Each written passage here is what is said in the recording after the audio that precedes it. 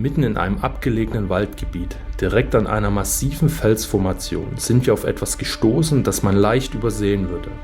Zwischen Moos, Geröll und alten Wurzeln liegen die letzten Überreste eines deutschen Flugzeugs aus dem Zweiten Weltkrieg, fast vollständig von der Natur zurückgeholt. Die Trümmer sind in den Felsen eingeschlagen, manche Teile stecken noch heute in Spalten und Rissen. Man erkennt sofort, wie heftig der Aufprall gewesen sein muss. Wir wussten vorher nicht, ob wir überhaupt etwas finden würden. Doch mit jedem Fragment, das auftauchte, wurde die Frage größer. Was ist hier passiert? Wer war an Bord und wie konnte dieses Wrack so lange unentdeckt bleiben? Wir zeigen euch, was wir dort gefunden haben und versuchen herauszufinden, was hinter diesem Absturz wirklich steckt.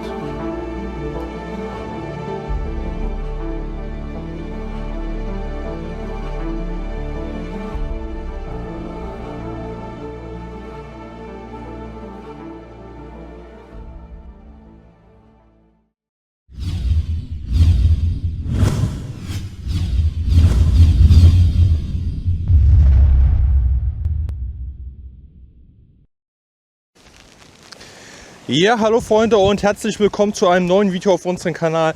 Mein Name ist Christian, Melanie ist auch dabei, ist aber in Funkverbindung mit mir, denn wie ihr sehen könnt, es ist halt ein richtig brutales Wetter, denn heute gibt es eine Spezialmission und zwar versuche ich ein Flugzeug aus dem Zweiten Weltkrieg der Deutschen zu finden, eine Dornier Do-24T, und zwar ist das ein Wasserflugzeug gewesen, was für die Fernaufklärung benutzt wurde, für Wasserrettung und für den Transport Richtung Narvik von Passagieren. Und das ist hier irgendwo am Berg zerschellt.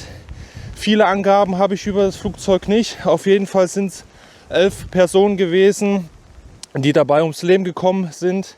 Ich weiß jetzt nichts Genaueres über die Besatzung. Vielleicht finde ich es noch im Laufe der Nachrecherche raus, weil es auch eine ziemlich spontane Aktion ist. Ich habe hier schon mal ein Flugzeug angelaufen, das habe ich aber nicht gefilmt und es war wirklich ein Chaos und ich habe es nicht gefunden. Heute nehme ich es einfach auf, deshalb weiß ich nicht, ob das Ganze hier auch mit Erfolg gekrönt ist, aber ihr sollt einfach sehen, was wir jetzt hier machen, um solche Aktionen hier durchzuführen und die Flugzeuge oder andere Sachen zu finden. Ja Leute, ich habe keine Ahnung, ob das heute wirklich von Erfolg gekrönt ist hier. Das Gelände ist einfach absolut wild. Und jetzt habe ich gerade mal eine Passage, wo hier Strommasten hergingen. Ansonsten ist das hier Birkenwald und sowas. Und dann vorne kommen auch schon Felsen. Das ist hier an den Bergen irgendwie zerschellt. Ich weiß aber nicht, ob es abgeschossen wurde, weil hier viele Luftkämpfe auch gewesen sind. Und die Engländer immer wieder Flugzeuge abgeschossen haben der Deutschen. Andersrum genauso. Und es ist echt eine ganz schöne Special-Mission hier. Hier muss ich auf jeden Fall jetzt in den Wald. Oh.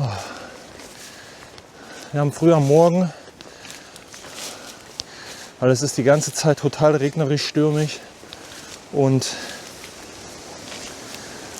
es sind Gott sei Dank hier keine hohen Bäume. Kleine Bäume, dünne, aber das ist nicht zu unterschätzen. Aber ich komme sonst nicht hin. Ich habe wirklich den bestmöglichsten Pfad. Ich muss auch immer mal über die Kamera wieder wischen. Ihr kennt es aus Norwegen. Das ist alles hier nicht so einfach. Boah, und ich weiß nicht, ich bin auf der einen Seite gehypt, auf der anderen Seite habe ich so ein schlechtes Bauchgefühl, weil man verspricht sich dann von irgendeinem Fund, aber das ist, hier müsst ihr überlegen, das sind über 80 Jahre. Wir suchen jetzt irgendwelche Aluteile. Keine Ahnung, ob wir da irgendwas finden. Das ist krass. Ja, ich versuche das mit euch klar zu kommunizieren. Aus hier unten das Herzchen. Und an der Ecke war die eigentliche Koordinate, die ich mal dazu hatte. Aber sie ist wohl anscheinend verschoben. Ich habe hier mit einem Einheimischen entsprechend mich ausgetauscht, weil sonst ist sowas halt überhaupt nicht zu finden, weil er Unterlagen hat aus dem Zweiten Weltkrieg von einem ehemaligen General der norwegischen Armee. Und der hat mir noch ein paar Hinweise dazu gegeben und deshalb rechne ich mir hier die bestmöglichsten Chancen aus. Und er ist auch schon mal hier gewesen. Und ja, das sind jetzt eigentlich, sage ich mal, die ganzen positiven Aspekte. Und ja, ihr habt es jetzt gerade auf der Map gesehen, also mega weit bin ich jetzt hier nicht davon entfernt. Das Gelände geht noch. Wir haben hier immer wieder größere Felsbrocken, Moos, wo ich aber gut laufen kann, und es gibt hier auch keine Felsspalten aktuell. Also lässt sich das jetzt aktuell noch gut laufen.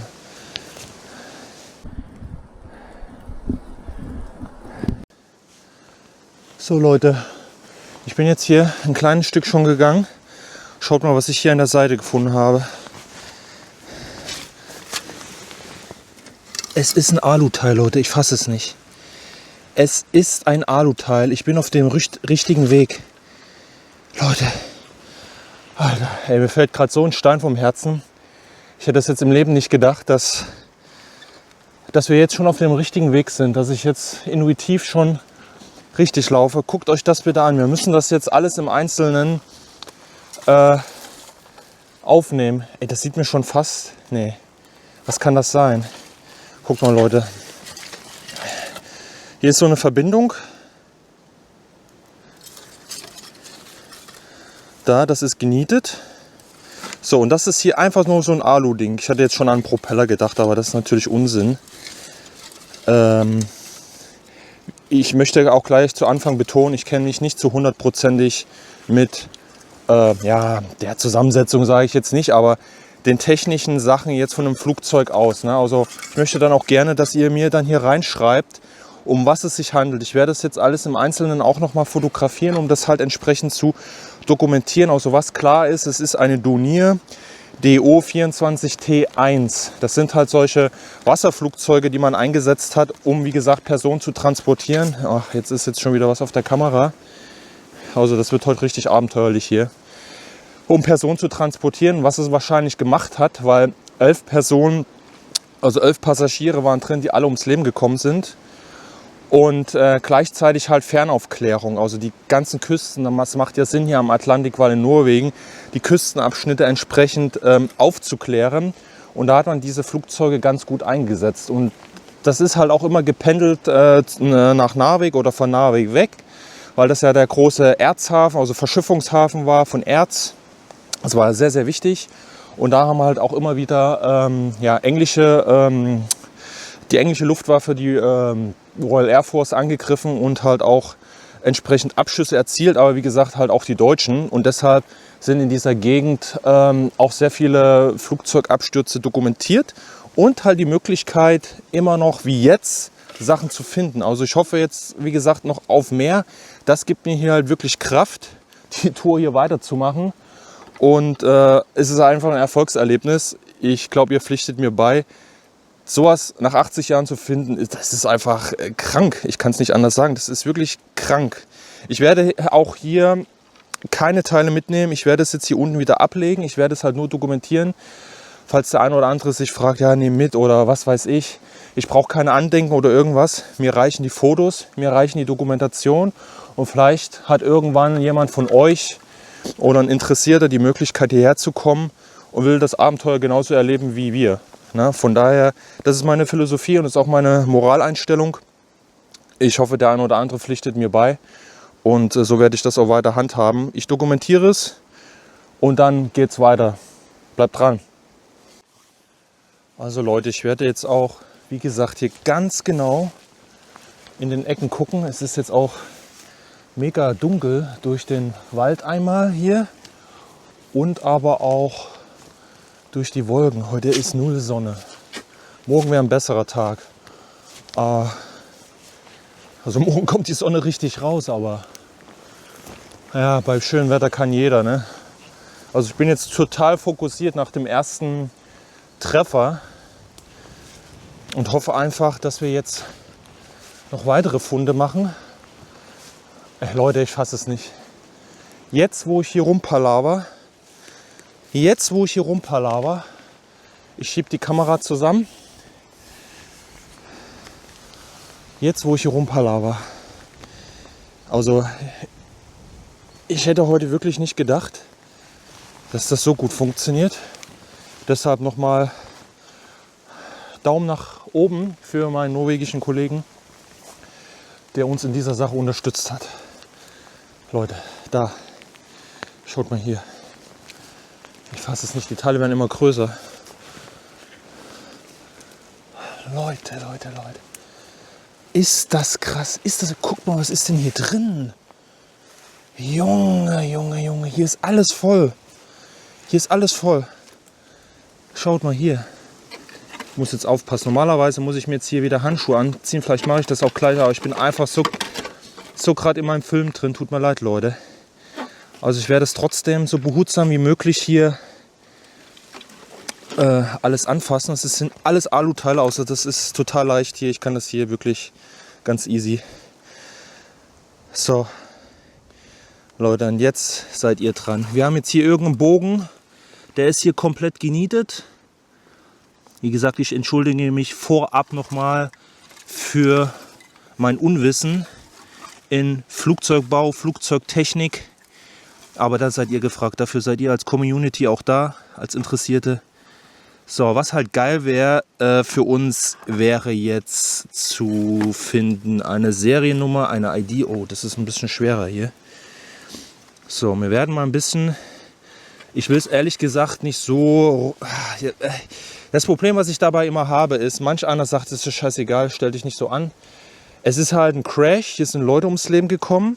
Es spielt für mich absolut keine Rolle, ob das jetzt von den Achsenmächten sind oder ob das Alliierte sind. Aber es haben Leute gekämpft, die Zeit durchgemacht, sind hier abgestürzt und es ist halt, ja, mehr oder weniger ein Grab, auch wenn diese Leute hier weggeschafft wurden. Davon gehe ich schwer aus. Also das, was ich immer gelesen habe, wurden die Leute halt irgendwo beerdigt. Ist es halt irgendwie so eine Stelle, wo Leute ums Leben gekommen sind. Und deshalb tue ich mich immer so schwer, irgendwas zu verschieben, irgendwas zu machen. Aber wir wollen es ja dokumentieren. Alles ist wieder eine Frage der Zeit, bis sowas weg ist. Aus irgendwelchen Gründen auch immer. So, deshalb, ich werde es auf jeden Fall bewegen, aber dann wieder in diese Position, soweit es mir möglich ist, zurückrücken. So, dann ist jetzt hier ein größeres Teil. Ich kann dann nicht sagen, ob das jetzt was vom Rumpf ist oder... Ich muss immer auch gucken, dass die Kamera sauber ist, sonst seht ihr nämlich gar nichts. Ob es wie gesagt etwas vom Rumpf ist oder der Tragflächen. Ich werde mal hier ein bisschen das Moos rausnehmen. Könnte hier ein Stempel oder was sein? Was ist denn da hier? Oder ist das nur... Nee, ist kein Stempel oder irgendwas. So Leute, Handschuhe sind an. Die guten Mechanics, die kann ich auf jeden Fall, oder Mechanics, die kann ich auf jeden Fall empfehlen. So, jetzt gucken wir mal, was wir hier noch finden. Also es ist auch wirklich total zerdellt, verschroben. Und es hat wahrscheinlich dann auch hier gebrannt. Und in den meisten Fällen bleibt sowas dann halt über. Hier könnte auch, das ist schwer zu sagen, ne? Wir können mal drauf achten, ob sich hier irgendwo Einschusslöcher befinden.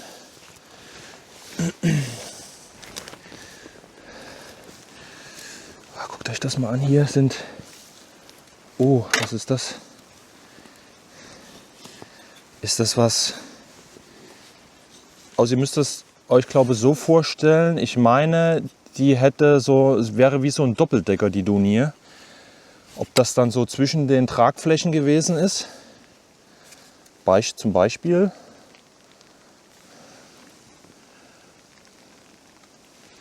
Okay. So.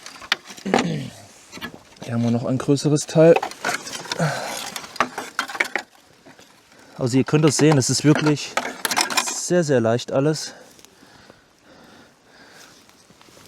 Damit ich euch hier nicht irgendwas vielleicht unterjubel. Es ist wirklich alles Alu genietet hier. So, und ich gucke halt nach irgendwelchen Seriennummern, die uns helfen, vielleicht nochmal irgendwelche Spezifikationen oder eindeutige Zuordnung herauszufinden. Aber ich denke, bei euch gibt es so viele Flugzeugenthusiasten, gerade vom Zweiten Weltkrieg, die werden jetzt schon sagen können, schaut euch das mal hier an, wie man das hier gemacht hat, diese einzelnen, ist alles vernietet, diese einzelnen Teile hier. Hier der Rahmen. Ich habe dann schon wieder gedacht, hier unten ist ein Stempel, aber nee. Ich schätze mal, dass das was vom Rumpf direkt ist. Ich werde diese Teile jetzt wieder alle hier so reinlegen. Aber ihr seht ja, es ist über 80 Jahre und dem Ganzen hier tut es halt keinen Abbruch und die sind immer noch gut erhalten, bis hier auf diese rostigen Elemente, die Zwischenverbindungen. Jetzt tue ich wieder ein bisschen da rein. So. Jetzt schauen wir uns noch mal hier das, was hier oben ist, an.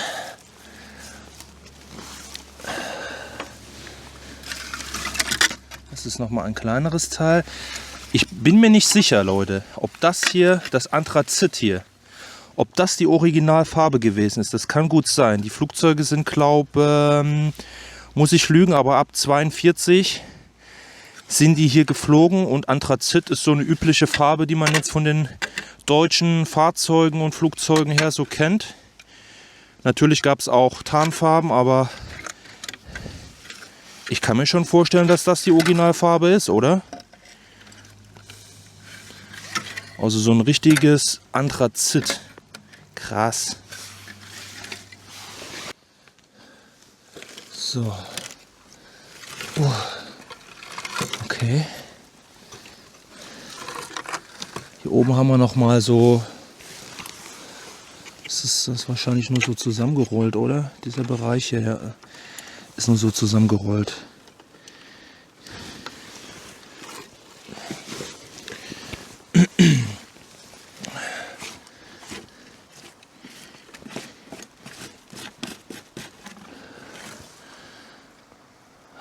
Krass. Ja, es ist wirklich grandios. So, ich werde die Teile jetzt nochmal so platzieren, wie ich sie vorgefunden habe, soweit wie es gelingt. Und dann werde ich weitergehen. Also bleibt dran, es bleibt spannend, es bleibt echt spannend, krass. Es fängt jetzt wieder an stärker zu regnen. Und ihr seht ja, wie dunkel das hier ist. Also die Teile liegen hier unten in dem Bereich. Und jetzt muss ich noch irgendwie ein bisschen höher kommen. Oh. Mein Gott, ist das aufregend, ey.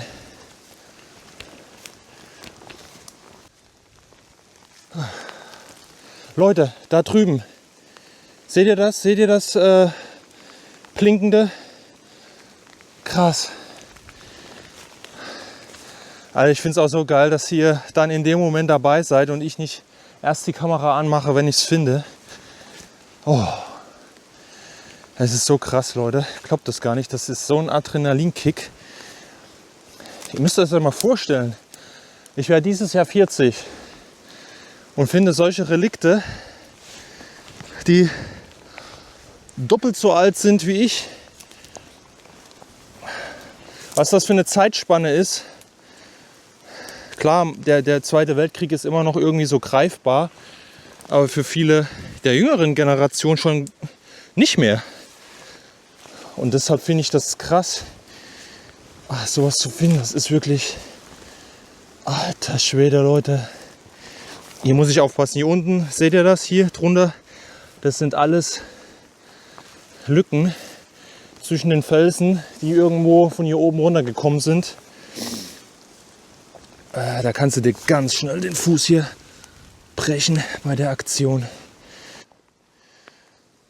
So, jetzt müsst ihr mich besser sehen. Das kommt alles von vorn.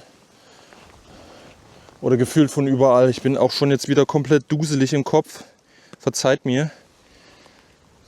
Es kommt immer wieder neuer Tropfen drauf, ist zum Kotzen. Einfach mal eine Pause machen hier. So, ich halte euch jetzt nach vorn. Jetzt dürfte erstmal nichts passieren. So, wir haben hier Teile, alles verstreut. Guckt euch das an. Hier oben auf diesem Moos liegt auch irgendwas. Ich muss trotzdem gucken, dass ich hier jetzt nicht irgendwo reinsegle. Und ich muss mir jetzt auch noch wieder Handschuhe anziehen. Ich habe den einen ausgezogen. Hier geht's weiter, Leute. Oh, das ist ein anderes Teil hier. Das ist schon ein bisschen angegriffen hier. In der Tat. Das ist hier schon ein bisschen so angefressen. Oh, guckt euch das mal an hier. Was ist das? Hier sind Schellen dran. Seht ihr das? Ich gehe jetzt mal ein bisschen runter. Hier sind Schellen dran. Da auch. Hier auch. Was ist das jetzt hier für ein Teil? Tja. Wie gesagt, ich versuche auch hier jetzt nicht Rätsel zu raten. Ich weiß es einfach nicht. Ich möchte es nur so gut wie möglich für euch dokumentieren.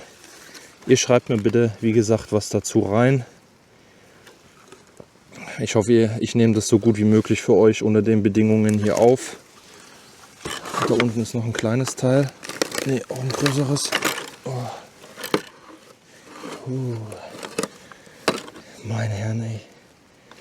Meine Herren. Also sagt mir bitte mal, wo sieht man sowas heute noch? Oder findet sowas noch? Es ist einfach unglaublich, was wir hier für Entdeckungen machen. Das ist wirklich Wahnsinn. Oh, so, da drüben geht es weiter. Da liegen noch irgendwelche Stangen. Ich werde nicht mehr. Oh. So, hier haben wir jetzt was anderes. Schaut mal hier, das ist auch komplett gebrochen, abgerissen. Hier so eine Stange, die ist verrostet, kein Alu.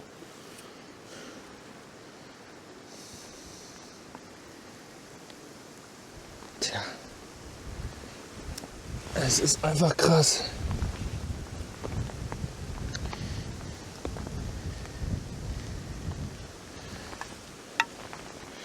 Das ist auch die Vielzahl der Teile hier ist wirklich immens. Also wir finden jetzt hier nicht nur irgendwie auch hier so einen kleinen Alusplitter und dann fröhliches Rätselraten, sondern wir haben hier einen bezeugten Absturz, einen Crash, einen Abschuss. Ich vermute mal eher Abschuss. Also es ist eigentlich ziemlich sicher, dass es sich um Abschuss handelt, weil diese ganzen Flugzeuge, die hier in dem Bereich abgestürzt sind, wurden abgeschossen. Nur bei dem stand jetzt nichts Genaueres, aber ich gehe davon aus, dass das genauso gewesen ist. Guckt euch das an. Oh, hier ist eine Nummer, Leute. Hier ist eine Nummer. Hier ist eine Nummer, Leute. Jetzt wird es interessant. Erstmal ist das hier auch total verschmolzen. Dann seht ihr auch, dass, wie gesagt, es gebrannt hat. Und wir haben hier in diesem Ring, sage ich jetzt mal, eine Nummer. Oh geil, da ist eine Nummer drin, Leute. So, ich lese vor, ihr könnt es wahrscheinlich nicht gut erkennen. R824 760 2502. So, und jetzt seid ihr dran. Jetzt seid ihr dran, uns mitzuteilen, was das ist. Vielleicht irgendwas für Verbindung zum Treibstofftank. Vermutung, Klammern. 824, das ist die gleiche Nummer, okay. Das ist die gleiche Nummer. Hier ist auch ein Stofffetzen dran, Leute. Hier sind schon wieder solche, so ein Haken, also kein Haken hier, sondern so ein, also hier wird man was geschlossen haben. Hier sind Stoffreste dran, Leute. Die sind innen.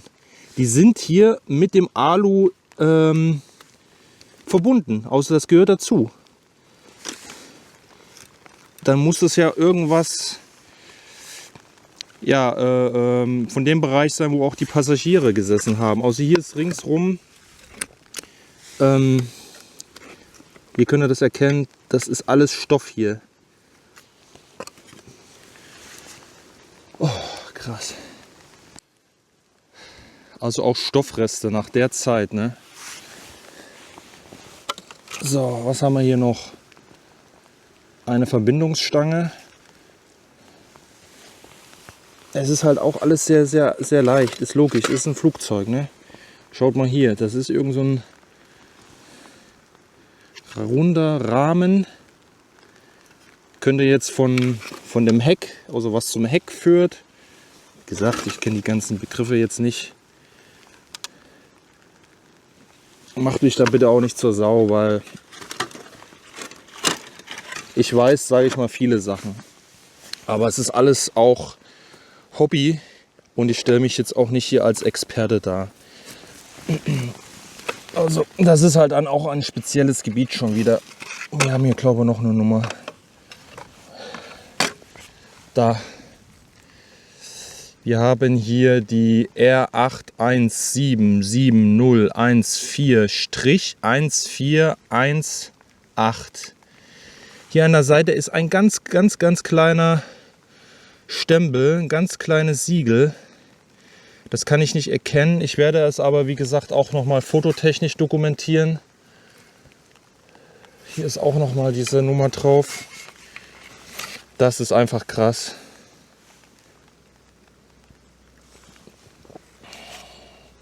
Hier ist auch Gummi. Diese schwarzen kleinen Bruchstücke, die ihr seht, das war Gummi. Gummidichtung.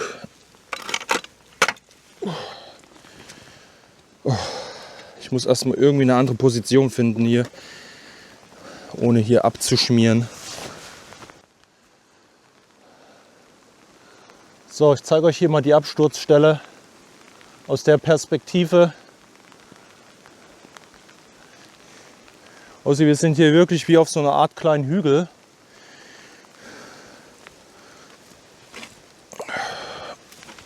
Und ringsrum liegen die Sachen hier verteilt. Oh, uns geht schon wieder los.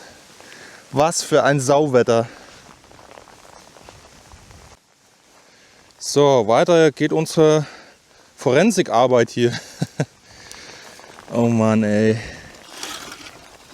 Oh, das ist auch schon komplett so. Oh, hier hängt was dran.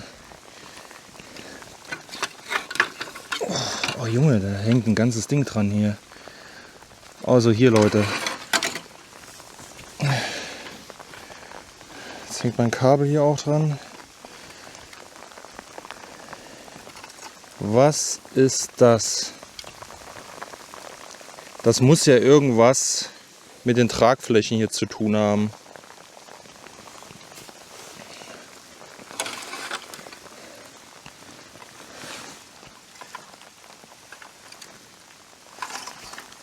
Und hier unten ist ein ganz verrostetes Stück.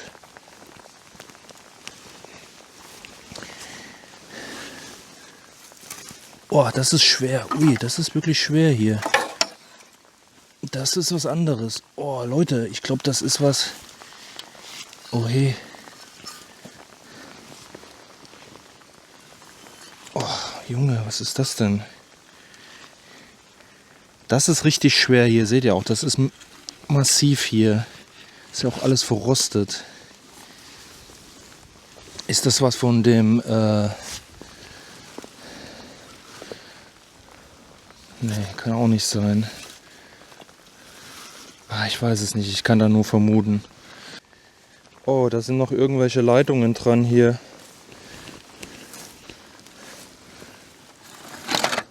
Schaut mal, und hier sind noch kleine Kabel, die hierher führen.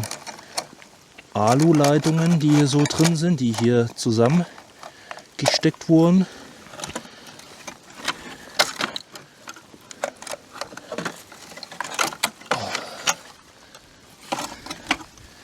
Oh hey, mein Gott, ey, das muss ein Crash gewesen sein. Alles zer... Ey, du bist da... Oh, was ist das denn hier? Oh, ist das hier was von dem Motorblock? Turbinen oder sowas. Oh, ey, ich kenne mich gar nicht aus, das ist richtig massiv hier. Oh. Ei, ei, ei. Oh. Ey, das ist komplett ineinander verschmolzen. Es fühlt sich an wie ein Stein, aber es ist keiner. Das, oder ist das hier, wo der Rotor dran war? Ich stelle mich jetzt an wie der letzte Vollidiot, ich weiß, aber ich könnte jetzt auch einfach gar nichts erzählen, aber ich bin einfach so aufgeregt jetzt bei der Sache. Ich tue das mal hier unten wieder rein. Ich glaube, das kann man wettertechnisch schneller angreifen hier. Ich weiß aber auch nicht, was das für Material ist. Das fühlt sich an wie Stein hier, aber ihr seht ja diese Lamellen. Ach, ich hasse diesen Regen heute. Diese Lamellen hier, das ist schon irgendwie komisch. Hier haben wir auch wieder Anthrazit. Das muss die Farbe von dem Ding gewesen sein. Hier ist sogar noch ein kleines Kabel dran.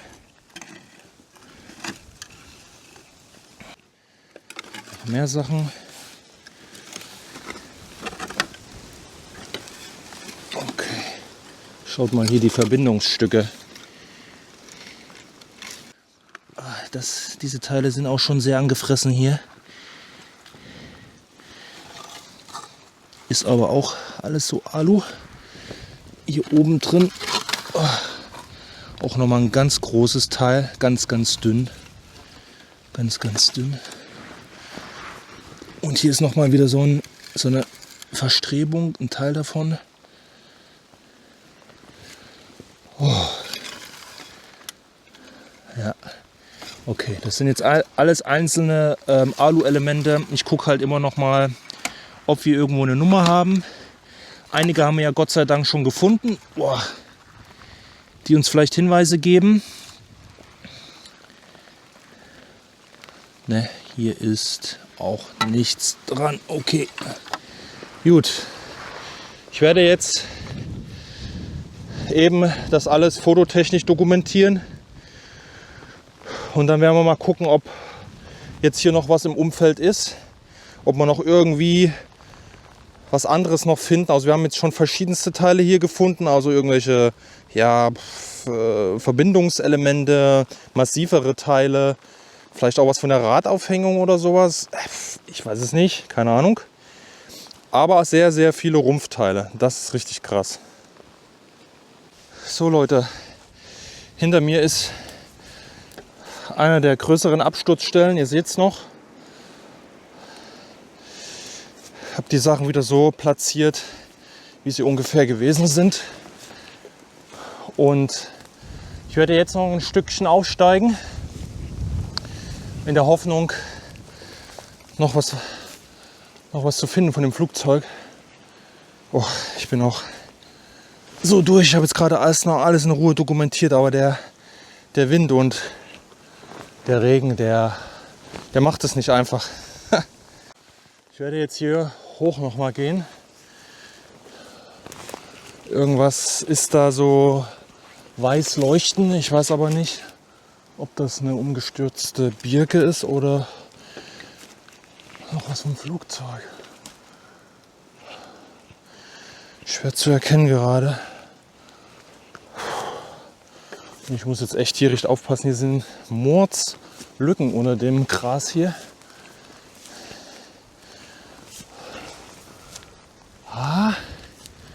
Ich glaube, Leute, das ist keine umgestürzte Birke hier vorne.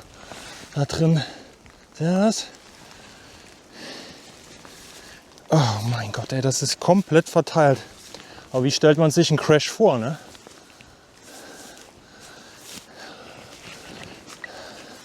Das ist ein Flugzeug, schön sauber. Maximal, wenn man so eine Bruchlandung hinlegt. Ja, Leute, hier geht's weiter. Hier geht's weiter. Oh, krass. Ich muss jetzt gleich erstmal den Akku wechseln. Oh, hey. Oh, hey, Leute. Oh, hier ist schon alles. Ist das hier eine Sauerstoffflasche? Also hier liegen in der Tat andere Teile. auch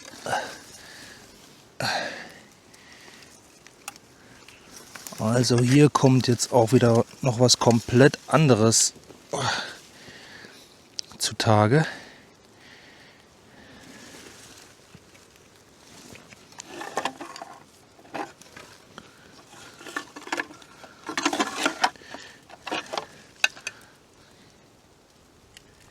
Das ist krass.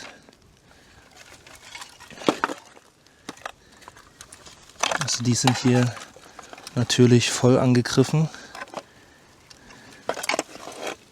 Aber das hier oben, diese komische Gasflasche oder Sauerstoffflasche, da. Ob das Flugzeug hier auch mindestens vielleicht ein Maschinengewehr hat, um sich zu verteidigen.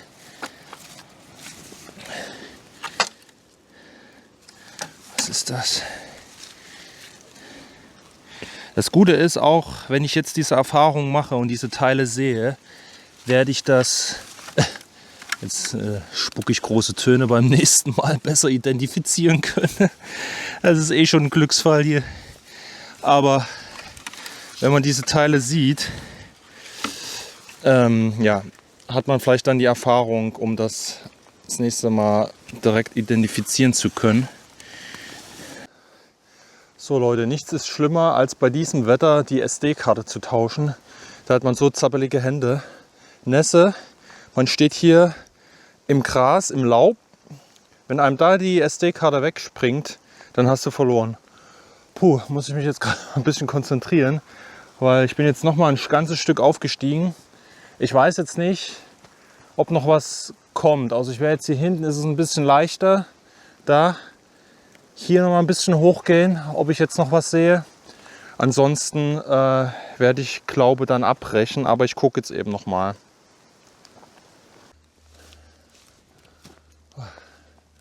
Das ist alles andere als einfach.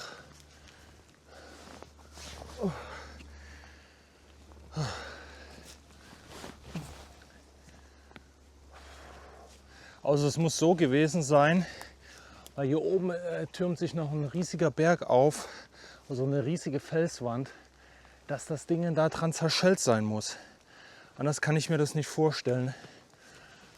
Es ist daran zerschellt und dann sind die ganzen Teile hier den Berg nach unten, also haben sich verteilt, sind alle nach unten gefallen. Was anderes kann es nicht sein. Oh.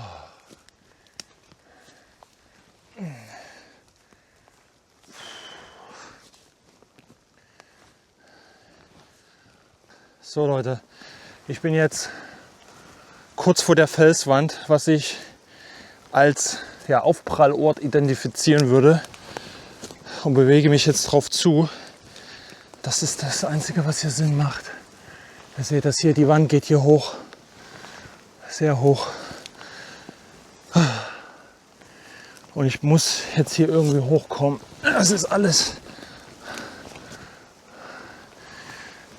nicht so gut. Nee, Leute, hier sehen wir nichts mehr. Das ist hier schon so hoch, das Gras, das Farn, der Farn. Aber ich vermute mal,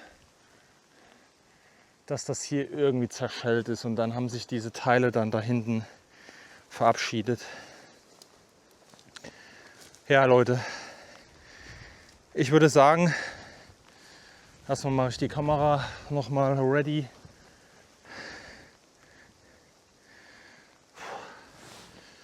Jo, ich würde sagen, das war's mit dem Video. Es war wirklich krass, also ich hoffe, ihr seht das genauso. Ich werde das gleich Melanie auch alles noch mal zeigen. Wie gesagt, wir sind im Vorfeld mit der Erwartungshaltung rangegangen, nichts zu finden. Wie gesagt, ich habe hier schon mal sowas angelaufen. Das war genauso krass und halt nichts gefunden. Aber was will man erwarten? Es ist halt irgendwo, nirgendwo. Ich muss aufpassen, meine Beine sind schon total schlapp.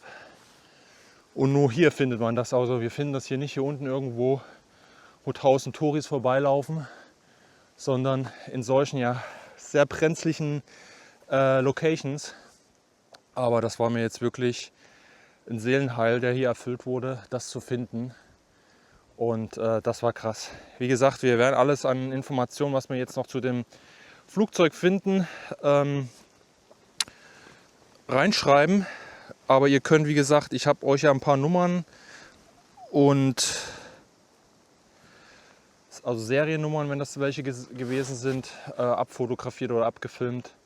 Vielleicht weiß ja, wie gesagt, einer von euch ja, mehr History praktisch um das Flugzeug. So, ich werde mich jetzt runter machen. Lasst hier bitte ein Like da, teilt das Video. Das war wirklich ein Mordsabenteuer hier und ich muss gucken, dass ich heile nach unten komme. Und wenn ihr das Video seht, habe ich es halt auch geschafft. Lasst ein Abo da, kostet nichts, würde uns unterstützen, solche Touren, um euch wirklich noch, sage ich mal, die letzten Überbleibsel der Geschichte des Zweiten Weltkriegs irgendwo greifbar zu machen und nicht nur alte Fotos. Und ja, das wünschen wir uns von euch. Viel in die Kommentare schreiben, wenn es diesen komischen Hype-Button da gibt. Keine Ahnung, ob das irgendwas bringt. Einfach da drauf drücken, passiert auch eigentlich nichts. Und dann würde ich sagen, schaut das nächste Video an und wir sehen uns im nächsten Video. Macht's gut, Leute. Ciao. Was wir hier gefunden haben, sind die letzten Spuren eines Unglücks, das sich am 11. September 1943 ereignet hat. Das Flugzeug war eine Dornier DO-24T1 der 10. Seenotstaffel, ein dreimotoriges Seenotrettungsflugboot. An diesem Tag befand sich die Maschine auf einem Überführungsflug von Tromsø nach Horten, wo sie überholt werden sollte. An Bord waren 11 Männer, die 6-köpfige Stammbesatzung, darunter der Pilot Arthur Quaschik, Techniker, Funker und Bordschützen, sowie 5 Passagiere aus verschiedenen Dienststellen, ein Marineoffizier, ein Feldpostinspekteur aus Kirkenes, ein Werftwartungsoffizier und 2 weitere Soldaten. In der dichten Nebelwand verlor die Besatzung die Orientierung und die DO-24 prallte an die Felsformation, die wir heute gesehen haben. Keiner der Männer überlebte den Aufprall. Die Natur hat über Jahrzehnte fast alles zurückgeholt, doch die wenigen Teile, die noch hier liegen, erinnern uns bis heute an diesen Flug und an die Menschen, die damals an Bord waren.